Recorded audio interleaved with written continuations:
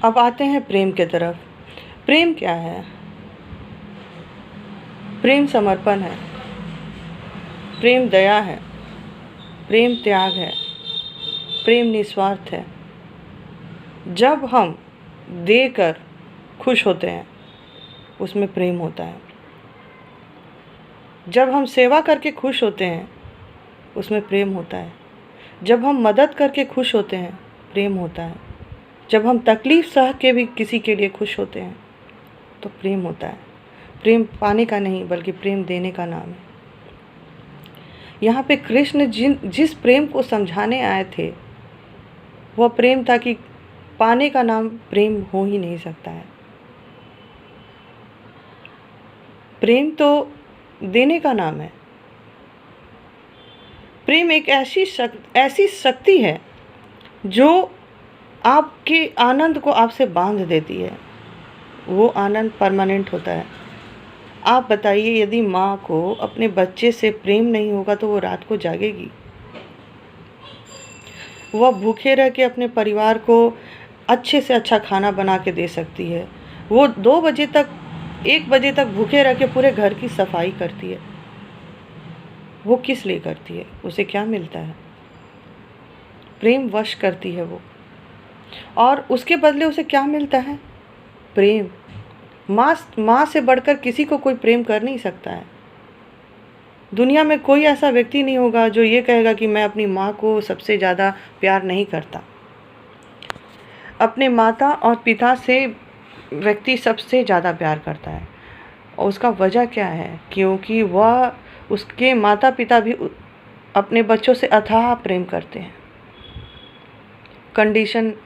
Unconditional प्रेम करते हैं। Unconditional का मतलब है कि बिना कुछ पाने की उम्मीद के आप किसी के लिए जब कुछ करते हैं तो वो प्रेम होता है। यानी कुछ बिना पाए या पाने की बिना इच्छा के जब आप कुछ करते हैं, वो चीज़ है जिसका कोई कुछ पे नहीं कर सकता है। जिन चीज़ों को आप किसी को देते हैं और वो उसको पे नहीं कर सकता है, वो प्रेम है। और आप प्रेम का एक अच्छा उदाहरण मेरे पास मदर तेरेसा है। मदर तेरेसा को मैंने फील किया कि वो ईश्वर को इतना प्यार करती थी। ईश्वर को वो प्रेम के रूप में जब वो पहचान गई तो उसने अपने ईश्वर को ऐसा प्रेम किया कि वह खुद ही में जीसस को घोल ली। उसमें जीसस आ गए। वो अपने आप में, उसका शरीर था लेकिन आत्मा जीसस की थी। वो प्रेम, ईश्वर के प्रेम को ऐसा पहचानी थी कि जब वो ज़रूरतमंदों को देखती थी तो जो प्यार जीसस को, ईश्वर को उन नीडी पीपल में उमड़ता था, वही प्यार ऑटोमेटिकली मदर तेरेसा में उमड़ता था। उसे लगता था जैसे मुझको फील होता है कि वो सिर्फ शरीर था जो मदर तेरेसा का था, लेकिन जो काम होता था वो जीसस का होता था। वो दया, जो दया सागर ईश्वर को कहा जाता है, वो दया और वो प्रेम तो बस और बस गॉड में ही हो सकता उस तरह का, और वो एक साधारण मनुष्य में हो ही नहीं सकता। तो मदर तेरेसा ने उसको साक्षात अपने आप में धारण किया और उस चीज़ को उन्होंने प्रकट किया। ईश्वर के प्रेम को उन्होंने लोगों में प्रकट किया अपनी सेवा के माध्यम से, अपने प्रेम के माध्यम से। हम भी कर सकते हैं। जब हम ईश्वर के प्रेम के स्वरूप को पहचानते हैं और उस स्वरूप को अपने अंदर डालते हैं तो ईश्वर का प्रेम हम प्रकट करते हैं दूसरों में। जब हम दूसरों की मदद करते हैं, दूसरों की सेवा करते हैं, हम ईश्वर की सहनशीलता को प्रदर्शित करते हैं तो हम ईश्वर के प्रेम को, ईश्वर को प्रकट करते हैं। और उस समय हम क्या बन जाते हैं? ईश्वर के माध्यम बन जाते हैं, ईश्वर के स्रोत बन जाते हैं, ईश्वर के एजेंट बन जाते हैं। और वही तो है असल प्रेम, क्योंकि ईश्वर प्रेम है। और जब हम प्रेम को पहचान जाते हैं, प्रेम को हम अपने भीतर धारण करते हैं, तो समझिए कि ईश्वर को आपने पा लिया। मुझको नहीं पता है कि मरने के बाद ईश्वर को पाया जाता है या नहीं, लेकिन मदर तेरेसा एक ऐसी उदाहरण है जो हमें ये बताती कि जीते जी उसने ईश्वर को पाया था। ईश्वर को पहचान लिया था और उसकी जो लालसा थी ईश्वर को पाने की, उस लालसा को ईश्वर ने पूरा किया उसमें। और इसी तरह कई संत आए हैं, कबीर, सूरदास, उनको ईश्वर के प्रेम ने छुआ है।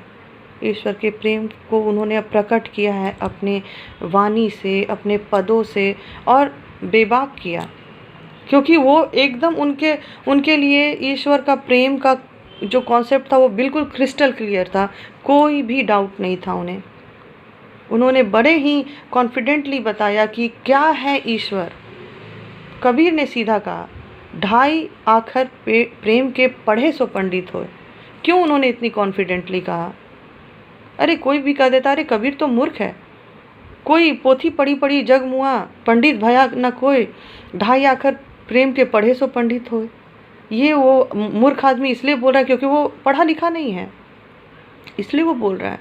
लेकिन आप बताइए कि उतने हजारों करोड़ों लोग होंगे जो बहुत लर्नेड होंगे, उन्हें कौन जानता है? आज भी कबीर को लोग पढ़ना चाहते हैं।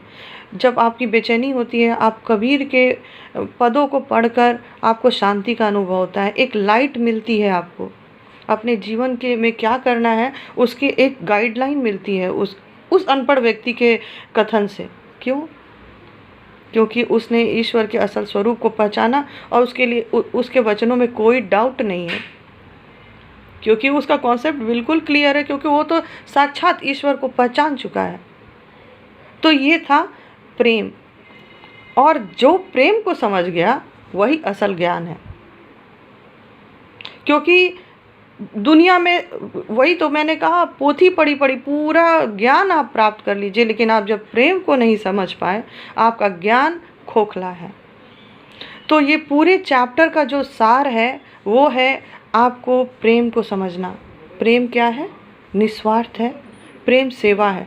बिना प्रेम के आप किसी की सेवा नहीं कर सकते, इतना आप जान लीजिए। यदि आपको किसी से प्रेम है तभी आप सेवा कर सकते हैं। कोई फोर्सफुली किसी तरह से भी पैसा पे करके आपको सेवा नहीं करवा सकता है। फिर वो सेवा नहीं होगा, वो बिजनेस होगा। तो इस तरह से ये चैप्टर का जो सार है आप समझने की कोशिश कीजिए। अहंकार मत आने दीजिए। अहंकार नहीं आने के लिए आपको सही ज्ञान की आवश्यकता है। वो ज्ञान है विनम्रता, और विनम्रता आती है प्रेम से। और प्रेम जब आप धारण करते हैं तो आप अपने आप को पहचानते हैं। अपने आप में जब ईश्वर को आप धारण करते हैं तो आपको हर मनुष्य बराबर लगेगा। आप कभी भी निष्कपट रहिएगा, विनम्र रहिएगा, आप लालायित रहिएगा कि कब किसको मेरी आवश्यकता है, मैं उसकी आवश्यकता को ध्यान से अपना सहयोग जो दे सकता हूँ अपने कैपेसिटी के हिसाब से, अपने सामर्थ्य के हिसाब से मैं करूँ।